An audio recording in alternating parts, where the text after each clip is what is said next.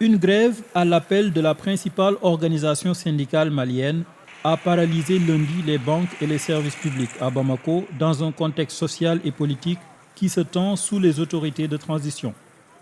L'UNTM, l'Union nationale des travailleurs du Mali, syndicat de fonctionnaires et de salariés du secteur privé, a lancé lundi un mouvement de grève de 4 jours après l'échec de négociations avec le gouvernement sur les salaires, les primes et les indemnités.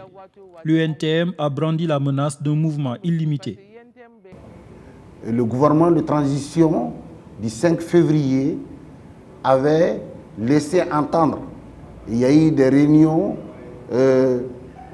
secrètes, si je peux me le permettre ainsi, que voilà, on a signé un procès verbal de conciliation avec l'INTM.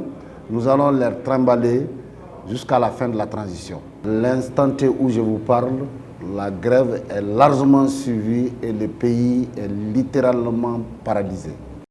Cette mobilisation sociale va de pair avec de nouvelles crispations politiques dans un pays en proie depuis des années à une tourmente multiforme et théâtre il y a 9 mois d'un coup d'État militaire. Les colonels ont installé des autorités de transition qu'ils continuent à dominer et qui doivent rendre le pouvoir à des civils élus début 2022. Confronté à une contestation grandissante, le Premier ministre, adoubé par les militaires, Mokhtar Ouane, a présenté la démission de son gouvernement vendredi. Le président de transition, Bandao, l'a immédiatement reconduit à son poste en le chargeant de former un gouvernement d'ouverture. Le maintien de Mokhtar Ouane dans ses fonctions fait grincer des dents.